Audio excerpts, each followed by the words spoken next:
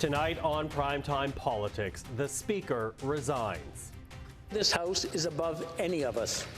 Therefore, I must step down as your Speaker. After pressure from opposition MPs and government ministers, Anthony Rota steps down, paying the price for a Ukrainian veteran who fought for the Nazis and was invited to the House by the Speaker. Coming up, we'll get reaction from the political parties. And you need to know everybody who's in that room. The invitation and subsequent standing ovation has harmed Canada's reputation and puts into question the issue of security checks. So where does the controversy go from here? This is Primetime Politics. Hello everyone, I'm Michael Serapio. The question of Anthony Rota's immediate future was put to rest this afternoon as the Speaker of the House of Commons resigned at the start of today's question period. The work of this House is above any of us. Therefore, I must step down as your Speaker. I reiterate my profound regret for my error in recognizing an individual in the House during the joint address to Parliament of President Zelensky. That public recognition has caused pain to individuals and communities, including the Jewish community in Canada and around the world, in addition to survivors of Nazi atrocities in Poland, among other nations. I accept full responsibility for my actions. Now, the decision to step down comes after the controversy of Yaroslav Hunka, a Ukrainian war veteran who attended last week's speech to Parliament from the Ukrainian president. It was Rota who invited Hunka to the House, only to find out after that Hunka fought for the Nazis in the Second World War, an oversight that has embarrassed Canada around the world. After being largely silent yesterday, Liberal ministers were more forthright today about Rota's future. Look, I think given what happened on Friday, given the fact that Mr. Rota decided to invite an individual who fought with the Waffen-SS, and not only invite him to the address of the President of Ukraine, but recognize him in the gallery without informing either the government or the Ukrainian delegation or any parliamentarian that he was going to do this, I can't see, based on the conversations that I've had, that he will continue to have the support of Liberal members of Parliament, and I think it's time for him to do the honors. What happened on Friday is completely unacceptable. It was an embarrassment to the House and to Canadians, and I think the Speaker should listen to members of the House and step down. Well, that was earlier this morning, and by midday, Anthony Rota met with various House leaders, and then, just before 2 p.m. Eastern Time, he delivered his resignation. With more, we're now joined by Kevin Lamoureux, Parliamentary Secretary to the Government House Leader, Conservative House Leader Andrew Scheer, and NDP House Leader Peter Julian. Hello to the three of you. Hi there. Hi, good to be with you. Mr. Scheer, I'm going to ask you to start us out here because Anthony Rota obviously has resigned, and it does follow that meeting with leadership around the noon hour. I was wondering if you might share what you had to say with Mr. Rota at that time. Well, you know, it was pretty straightforward. By the time of the meeting, all four party leaders had indicated what they thought should happen. We wanted to have the opportunity to sit directly with the Speaker and share that. It's a tough day for Parliament and parliamentarians. It's been a difficult few days. We also, still have questions about how what happened was allowed to happen, and on one level, it looks like Justin Trudeau is happy to let Speaker Rota take all the blame for this, but we know that there are several organizations from the RCMP to our Foreign Service and our intelligence communities who would have seen the list of invitees, and nobody raised an alarm bell. Nobody, either proper vetting wasn't done or it was done and nobody bothered to tell anybody. So the fact that this happened is not just solely on Speaker Rota. It's also on the government for allowing that individual to be recognized, and despite having his name on a list well in advance of the event. So we're going to keep asking these questions. Unfortunately, Justin Trudeau wasn't in the House today. He was in town, but so afraid of these questions that he hid under a rock and didn't show up. And that's also very disappointing, because this incident is an international affair. I can't think of a bigger embarrassment on Canada's reputation. It's happened under Justin Trudeau's watch. It's happened because of something that his government did have control over, and he needs to show up and take his share of the responsibility, and he hasn't done that. Mr. Lamoureux, I'll get you to respond to that, please. Sure. First and foremost, Michael, I do believe that Anthony Rota made the right decision. I think we have to put it in a perspective of sticking with the facts. At the end of the day, a lot of people were hurt by this. It touched the lives of people in our Jewish community, Canadians as a whole, parliamentarians. Absolutely no one knew that this particular individual was in the Speaker's gallery. The Speaker invited the individual to come to the gallery. The Speaker then acknowledged the individual. And it wasn't only until well after the fact that it was established. This is why the Speaker actually resigned and made the decision that he did, which I think was the right decision.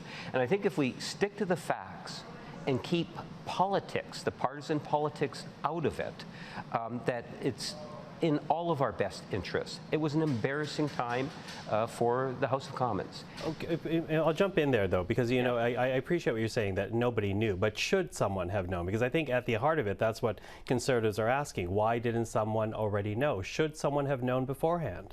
I have always had an immense amount of respect for the Speaker and the independence of the speakers, the Speaker galleries. In the past, the Speaker will acknowledge people that are in the gallery, and by that very acknowledgement, members will often stand up and applaud unanimously, because there's a great deal of faith in terms of what the Speaker and the resources the Speaker has, and that the Speaker has done due diligence in terms of the people that he introduces to the entire chamber. There's that confidence that's there. And I think that confidence was broken. And a lot of people were hurt as a direct result. And that's why I believe what Mr. Rota decided today in terms of resigning was the right thing to do. Mr. Julian, what's your take? Is Anthony Rota taking too much of the blame here? The NDP was the first to call for his resignation, and I did that with a heavy heart. You saw that in the House yesterday. It was not an easy statement to make, but we felt very strongly that the size and scope of the appallingly bad judgment that was shown on Friday, the hurt that was caused across the country, the stain on Canada's reputation around the world, meant that Mr. Rota had to resign from the position. And despite the fact that I believe he's been a good speaker. He led us through COVID. He put in place the hybrid parliament. He was there when there was a convoy takeover of downtown Ottawa and steered us through those troubled waters as well. And so I think he did a good job, but the mistake was far too egregious for him to continue on there. And I believe him stepping down is a first step of what needs to be taken, the many steps that need to be taken for reconciliation on this with the Jewish steps. What other steps need to be taken? I do believe the Prime Minister needs to acknowledge and apologize on behalf of all Canadians for what happened last Friday. I believe that we need to have committees of the House looking in and finding out every aspect of how those decisions were made, and we need to have suggestions, recommendations on how to put into place protocols so that this never happens again. This is something that has hurt all Canadians, and we need to make sure, as parliamentarians, we need to all work together to ensure it never happens again. Now, Mr. Rota will cease to be Speaker by tomorrow night. Will there be a vote for a new Speaker on Thursday, or will the House have to suspend business for a time in order to allow that to happen? I'm wondering about the conversations you're having there, Mr. Scheer. Well, first, if I can just say, Mr. Lamoureux talked about sticking to the facts, and it is just a simple fact that no matter who does the invitations, whether it's the Speaker or individual members of Parliament, eventually those lists make their way to security officials who are, what we thought, were then tasked with vetting and doing background checks. So that is a fact. In terms of what happens next, I can say that we're having good discussions. One thing I appreciate about kind of the way today has unfolded is that there is goodwill to make sure that the week continues smoothly. We are here to do the people's work. We know Canadians are suffering through a terrible affordability crisis because of inflationary deficits driving up costs and leading to higher interest rates. We know Canadians want to see action on that. We know crime after the last 8 years of this government has exploded all over our city. So it's clear that Canadians want us to do the work that they sent us here to do. And I'm sensing a willingness from my counterparts to find the best way to do that while respecting the institution of the Speaker and the need for the House to continue doing its work as well. So those I expect those talks to continue with that goal in mind that all 4 House leaders certainly are working towards. So, Mr. Julian, will it be the Deputy Speaker that takes on duties then indefinitely? Well, no, I mean, as of now, we have the Speaker resigning as of tomorrow night, and the Deputy Speakers would be taking on that workload until then. As what Mr. Scheer referenced, and he's absolutely right, the House leaders work very cooperatively together, and we're looking through the best way of ensuring we have a smooth electoral process, enough time as well for the various paperwork to be handled. For example, all 338 of us are candidates as of right now, and until you send in a letter saying you don't want to be a candidate, you're a candidate on the ballot. These kinds of things take a little bit of time to work through, and so we're finding the best mix to ensure that it happens smoothly, that it's not untoward in terms of too rapid deadlines. The other element to consider is that for the election of a Speaker, you have to be here in person. And so MPs will have to fly in from some of the events that they're part of, as part of the Truth and Reconciliation Day this weekend, to ensure that they can participate locally and then come for the Speaker's election. So we're working through all of that. We may work late tonight, but there's goodwill on all sides, as Mr. Scheer said. Okay, goodwill. Mr. Lamoureux, do you think the House will have to suspend business for a time?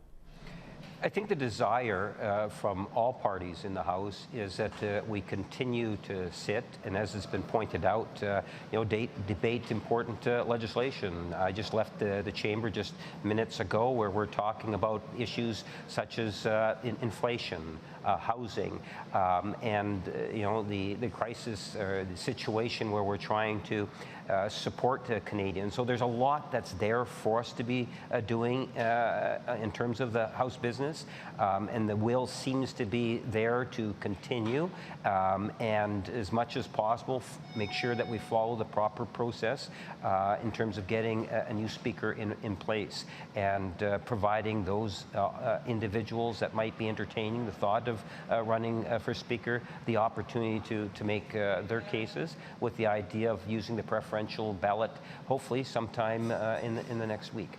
In the next week, but does that mean that there will be a suspension? I opened that up to the 3 of you because I think that's a question many people have, whether or not the House will have to suspend proceedings until a vote can be arranged. Yeah, there are discussions that are taking place in good faith, and in time we'll find out exactly how that's going to work. In other words, stay tuned.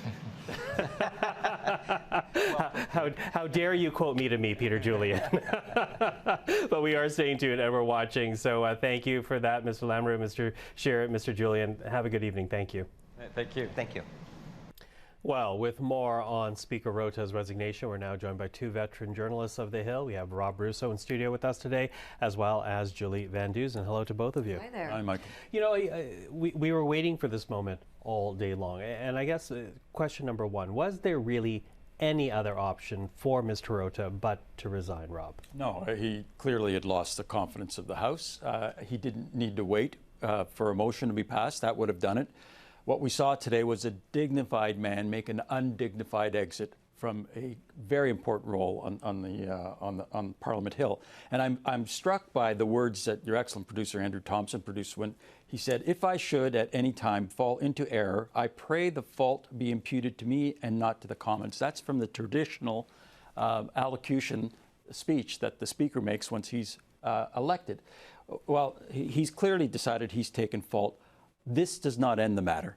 There will be a series of questions that are asked as a result of this. inside the Commons, on the Hill, of the Protective Service, and then beyond Canada's borders as well, because of the implications of this outside of Canada for a president who's fighting literally for his life in Vladimir Zelensky. Yeah, and really a moment that was to show Canada-Ukrainian solidarity and unity in the face of war. And then this happens. Same question to you, Julie. I don't know if there was any other choice but for Anthony Rota to resign. No, he had absolutely no choice. The Speaker is not supposed to be the news. And he became not only the news in the House in Canada, but internationally. It couldn't have been a worst case scenario for him.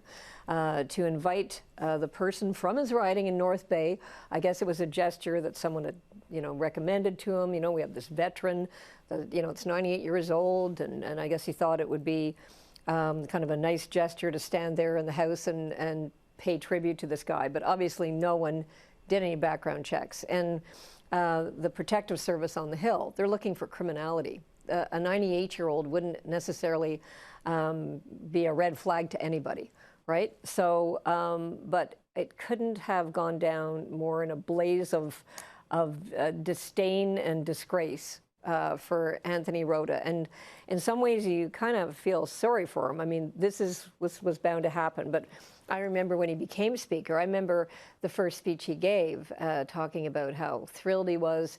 I think he was almost crying at the time, talking about his Italian roots and so on.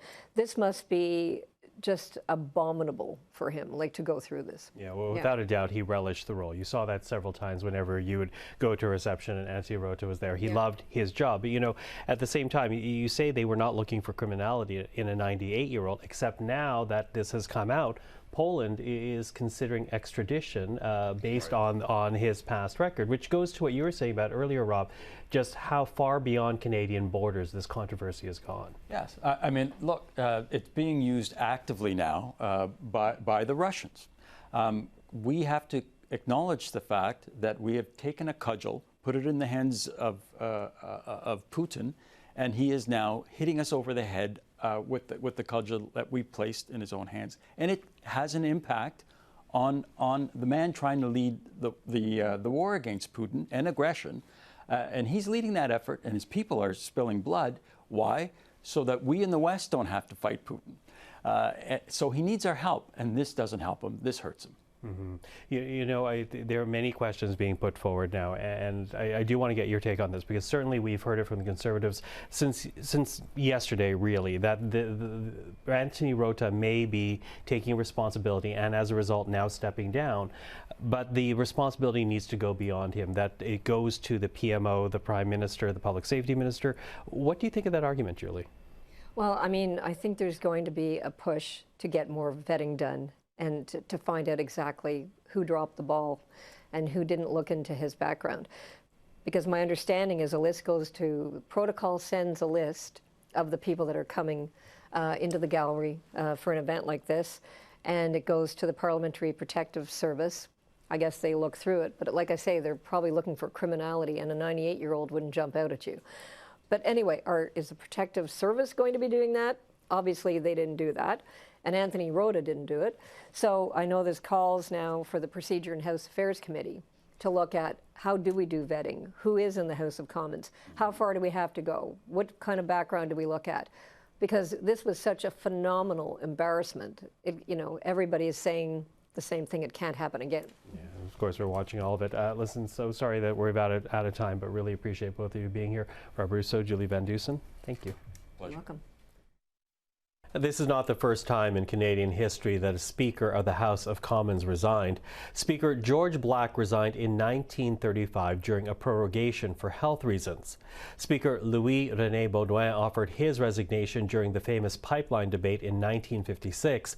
The House was in turmoil over a bill to authorize and fund a pipeline due to the involvement of an American company. The government tried invoking closure several times to push the bill through. At one point, a ruling by Baudouin had opposition MPs storming the chair, and for the first time in Canadian history, a motion of censure was moved against the Speaker. Baudouin later offered to resign over a letter to a newspaper he wrote criticizing opposition members, but Prime Minister Louis Saint Laurent convinced him to remain as Speaker until the end of the session. In 1899, Speaker Thomas Bain succeeded Speaker James David Edgar, the only speaker to have died while in office.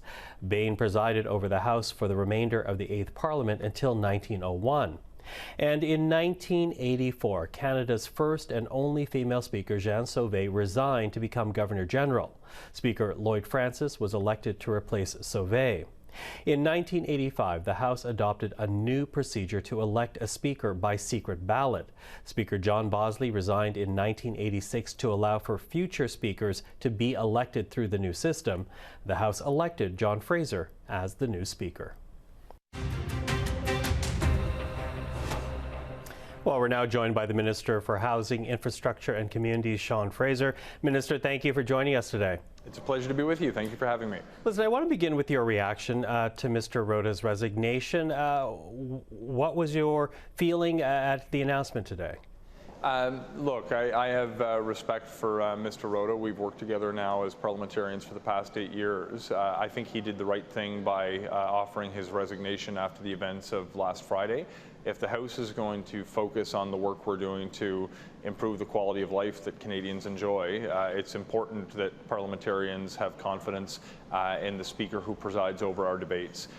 Given the severity of the transgression, as innocent as it may have been from his intent, I think it's essential that we're able to move forward with a fresh start where the focus can remain on Canadians where it squarely belongs. Now, his resignation is one matter, but it's also been said that Canada now needs to apologize and really repair its international relationships because of this episode. What do you think your government will do to address that, if anything at all? Well, I think what's most important is to remind ourselves that we'll be judged by our actions. And when it comes to our support for Ukraine, my expectation is that partners on the international stage will look at the body of work that we've advanced to support Ukraine in its defense against this unjust war of aggression, whether that's military support, whether it's financial aid, whether it's opening our doors to vulnerable Ukrainians who are now safe in Canada. It's clear where we stand on the issue.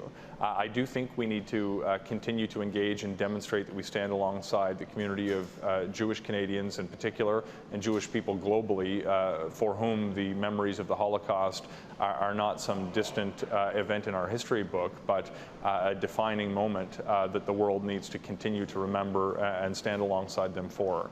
We will, of course, continue to be steadfast in our support for the Jewish people and also for Ukraine. And my expectation is that we will, over time, continue to demonstrate a level of commitment that will certainly eradicate any question of where we stand when it comes to supporting either community. Now, you also took part in a housing announcement today, along with your cabinet colleagues, the finance and industry ministers, as well as the Treasury Board president. And really, the gist of that was an additional $20 billion being allocated for Canada mortgage bonds. How does that help get more rental units into the marketplace? How does that help the housing strategy that you're trying to bring about right now? This is really important, and one of the things that we need to address if we're going to solve Canada's national housing crisis is the financial equation that builders are looking at when they're making a decision to go ahead with a project or to leave it on the shelf. And there's a major opportunity right now, because there are hundreds of thousands of units across the country that have already been approved, and the only limiting factor is the financial equation that builders are analyzing. We've seen increased costs for supplies and materials, for labor, for interest rates, for land. When I talk to developers, they say we need to change that equation so we can justify going ahead. We started with the GST removal on purpose-built rentals, which is going to bring down the cost of building, but we've realized that as we advance that new measure and the demand has increased for builders who want to build, they need access to financing. By increasing the value that we put behind the Canada Mortgage Bond Program, we can actually reduce the risk for lenders who will make more financing available at a lower rate than builders can currently get on the market. When builders have access to a lower rate, they're going to greenlight those projects that have been sitting on the shelf as a result of those increased costs. There is no one silver bullet, but if we continue to advance measures that help change that equation for builders, we should expect them to choose to build more homes as a result. Okay, so helping out builders create more housing units, but as you know, the criticism has been that there's not enough measures to ensure that what is actually built is affordable. Should affordability stipulations be a part of this funding? So there are many measures that we have put in place and will continue to put in place to ensure that Canada is building more affordable housing. We can and we must do that. It would have been a mistake if we attached those kinds of conditions to the GST removal on apartment construction, for example. That's really for a couple of reasons. One, adding supply to the economy is going to help address the supply problem, which will over time help mitigate against cost increases and eventually help bring costs to a stable level, potentially bring them down, particularly in the rental market. But if you actually talk to anybody in the housing sector who's been engaged in building projects that are sustainable, that are inclusive, and that actually work for people by not segregating off low-income people to a part of town where everything's cheap, far from services, but instead building homes for them in the same communities and in the same buildings that middle-class families have access to. If you want to change the equation to build the kinds of buildings that will solve Canada's housing crisis, we need to change that equation for the buildings that provide homes for middle-class Canadians and low-income Canadians. I visited a project to begin my day today that had 30% of the units designated for affordable units. This is going to allow people, regardless of their level of income, to have access to the transit system, regardless of the level of their income, have access to healthcare services, and regardless of the level of income, have access to downtown Ottawa. These are the kinds of projects that we want to support, and when you talk to people who are involved in the modern home building sector, they'll tell you, and frankly for advocates for sustainable communities or vulnerable populations, they don't want to segregate people in low-income housing on the other side of town. They want to integrate everyone into the community regardless of their level of income. Okay, I've got less than a minute, but I do have to ask, because we did hear from NDP MP Jenny Kwan yesterday. She was pushing your government. She called on you to create a fund that would allow nonprofits to buy low-cost housing and not lose them to developers. Are you thinking of bringing about that kind of fund? We're thinking about a few different measures to tackle that problem. The loss of organic affordable housing that does exist within the market is a real threat to our ability to protect the ecosystem, to make sure that everyone, including low-income Canadians, have a place to call home in cities and communities where services exist. There's a number of different solutions that we're examining now to figure out how we can prevent the loss of those affordable units that do exist today, but we haven't come to a final decision on the exact measure, but that's something that we're actively considering. Sooner than later? Everything will be released as soon as it's ready. I don't want to hold off for some special day. There is no time to waste. The housing crisis is real. It is here now, and we need to move quickly to address it. Sean Fraser, thank you for the time today. A pleasure as always. Thank you so much. And that is Primetime Politics for this Tuesday. I'm Michael Serapio. For everyone here at CPAC, thank you for watching. We'll see you tomorrow. But stay tuned. Esther Bégin avec l'essentiel is up next.